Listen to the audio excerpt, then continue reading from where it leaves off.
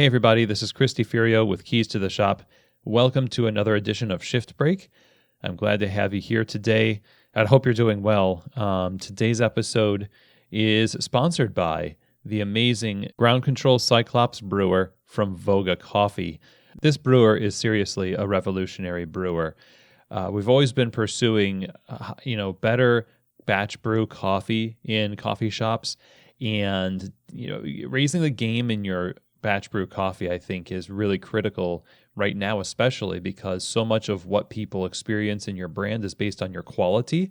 We have limited interaction with people, and so delivering higher quality in the cup is more important than ever. Of course, it's always been important, but it's more important than ever. And the ground control brewer and its SCA award-winning technology is able to pull flavors from your coffee that you never thought possible. Personally, I've tasted the results of this machine and have been blown away by its performance, ease of use, versatility. We're talking tea, hot chocolate, batch coffee, anywhere from single sizes to large batch sizes.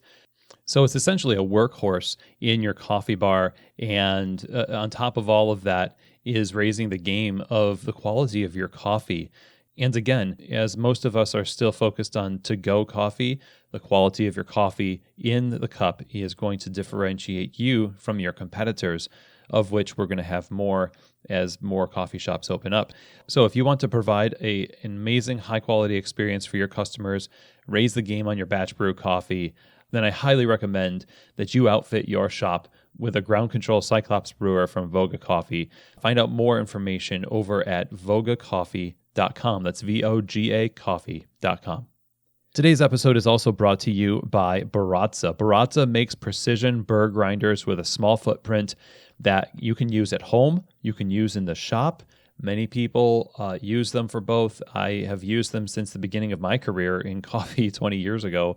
They are just an amazing and innovative company that have developed a solid reputation for developing innovative grinders that meet the demands of a market that's always changing. And any brewer you use, from French press to espresso, you can find a Baratza grinder that fits exactly what you need. Baratza is basically a dream to work with. One of the most personable coffee companies out there. Their service is second to none, and their equipment is second to none too.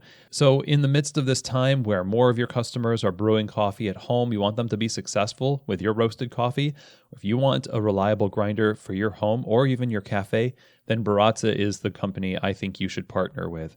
Find out why they are one of the most innovative, caring, and quality-focused companies out there. Baratza.com. Okay, everyone. So today on Shift Break, I want to say maybe extend what we were talking about earlier this week with Kwame Christian. We had a difficult conversation about race and justice, or to be specific, we talked about how to have difficult conversations about race and justice. And as you listen to that episode, I'm sure it became apparent that the framework for dealing with difficult conversations, in particular this subject, is something you can apply to a lot of different areas as well. In fact, coffee bars are not places, increasingly, as we are more connected than ever, they're not places where we can shy away from conversations that might be difficult. And honestly, they never have been. One of the main things that I work on with clients is a plan to help them engage with their staff.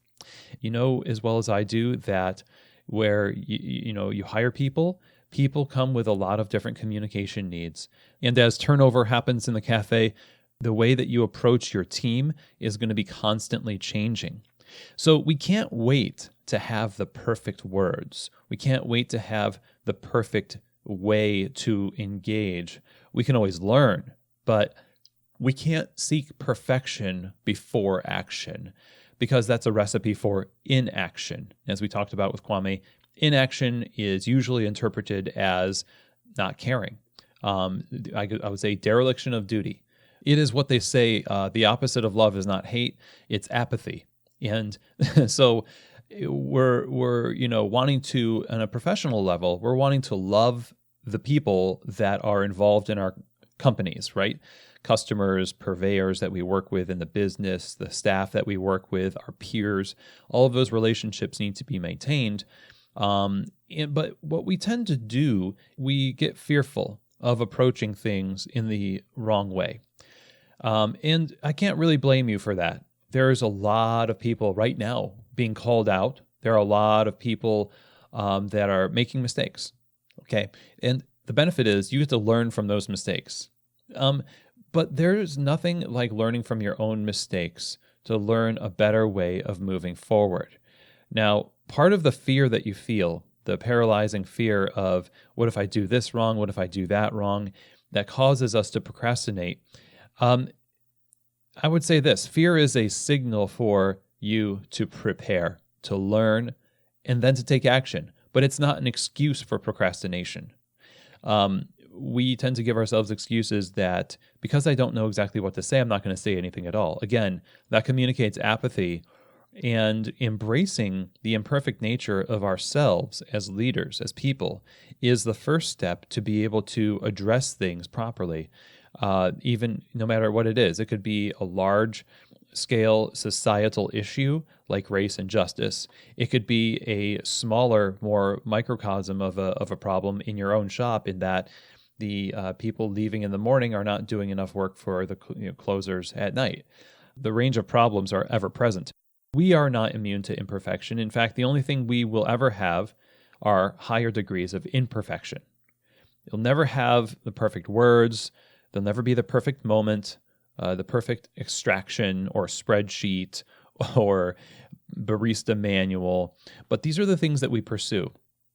We pursue these things as if they were the point. But like, we tend to hide in fear.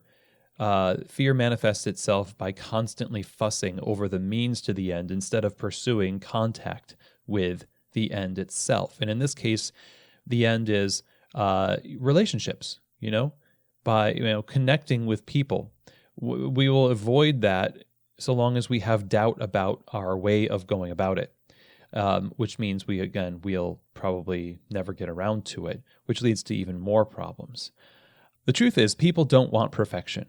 They don't want you as a leader to be perfect, because inherently we know, whether we articulate it or not, that if a leader is trying to be perfect themselves, they're thinking that we are going to be perfect as well. And that's true. The thing that we hold ourselves to tends to be the thing we hold other people to, right? Genuinely, they want open communication with clear, caring motives, and imperfection is expected to be there. But open communication with clear, caring motives articulated in that situation is going to cover a lot. And that's not to say there's not going to be awkwardness and tension. That's going to happen. But we can talk about it. We can communicate and be vulnerable and still take action. Taking action is what leaders do.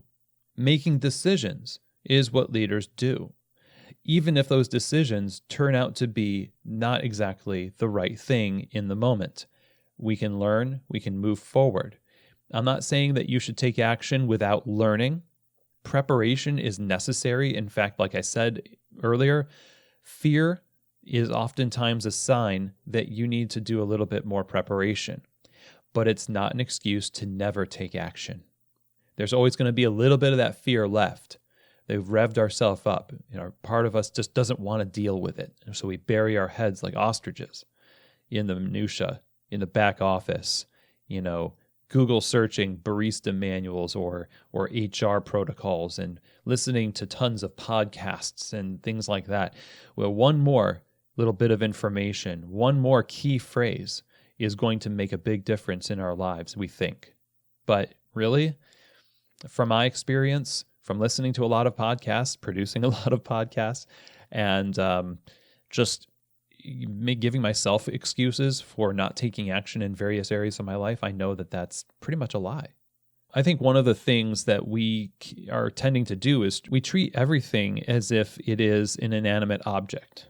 It's one thing to complete a project where the goal of the project is not a person or a relationship. And it's like to produce, a widget or a cup of coffee or something like that. Your guess as to what a better process is in the end is up to you. That object can't really tell you what it wants you to do to unlock its secrets, right? So now you're left to guess, like, what do I do different? Do I like the result here or do I not? And so you're having this conversation with yourself around this inanimate object. But when you're talking about people, when you're addressing issues interpersonally as a leader, then you can't do that same thing. Your conversation cannot just be internal. You have to have a conversation with the person themselves. People are the point. And you have an opportunity to receive feedback from them because unlike an object, they can give you specific feedback about what you can do better. They can give you specific feedback and cues and things like that you can be attuned to that will help you perfect the way that you are taking action, perfect the way that you are moving forward. And that is assuming that you are moving forward and that you are taking action, right? It's easier to steer a moving vehicle than it is a parked one, as they say. So instead of trying something out, having it not work, and then going right back to the podcast, the books, the things like that, right? Those things can be helpful, but have you really explored the feedback of the individual?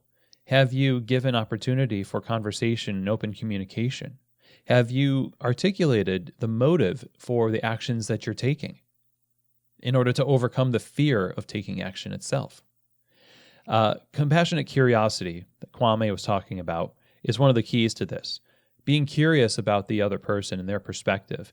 Having compassion and empathy means you're open to changing yourself based on the information you receive when you have that dialogue, when you have that conversation. So that means also that you are curious and compassionate with your own mind and your own self. So you know that if you make a mistake, it's not the end of the world. It's actually the beginning of something great if you interpret it that way. It's easy to say, well, I give up. I don't like looking embarrassed. I don't like looking stupid. We'll get over that real quick, please. Looking stupid is just part of living this life. We're all going to do it. I'm pretty much a professional at this. The amount of times that I've messed up and really looked stupid, and I don't think I'm over doing that, right? But that doesn't mean that I'm not going to do anything. That doesn't mean I'm not going to, go out there. I have to overcome that. I have to go out there and pursue higher degrees of imperfection. That feedback that I get from making the nature of my leadership conversational is going to create higher degrees of imperfection. So when you're called on to create a platform for dialogue around issues that you might feel are tense or interpersonal conflict in the staff that you just would rather not deal with, realize that more positivity comes from embracing it in imperfection than procrastinating and waiting for perfection that never comes. So thank you very much for listening today. I appreciate all of you so much. And I will see you here next week on another edition of Shift Break, from Keys to the Shop.